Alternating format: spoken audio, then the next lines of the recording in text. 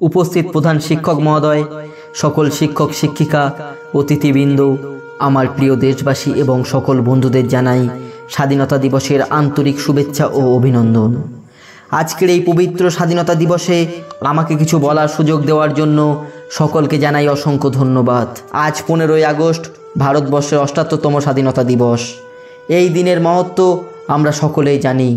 পরাধীনতার শৃঙ্খল থেকে মুক্তি পাওয়ার দিনটিকে উদযাপন করতে আজ আমরা সবাই এখানে সম্মিলিত হয়েছি।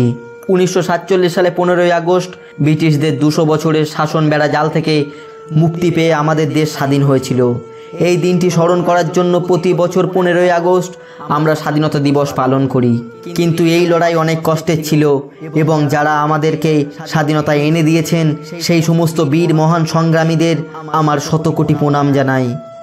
গান্ধীজি, নেতাজি সুভাষচন্দ্র বসু, ভগৎ সিং, ঝাঁসি রানী লক্ষ্মীবাই, বিনয় বাদল দীনেশ এবং প্রমুখ হাজার হাজার সাধারণ মানুষের ত্যাগ ও বলিদান এনে দিয়েছে আমাদের এই স্বাধীনতা। আজকের এই দিনে দেশের বিভিন্ন প্রান্তে জাতীয় পতাকা উত্তোলন করে জাতীয় সঙ্গীত গান করা হয়। এই দিনে ভারতের প্রথম প্রধানমন্ত্রী দিল্লিতে লাল কেল্লায় পতাকা উত্তোলন করেন। একই সঙ্গে 31টি বন্ধুকে স্যালুট দেওয়া হয়।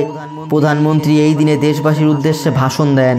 এই বিশেষ দিনে আসুন আমরা সবাই আমাদের মাতৃভূমির কাছে প্রতিজ্ঞা করি যে আমরা আমাদের দেশকে বিশ্বের সেরা দেশ হিসেবে গড়ে তুলব। ধন্যবাদ। জয় হিন্দ, বন্দে মাতরম।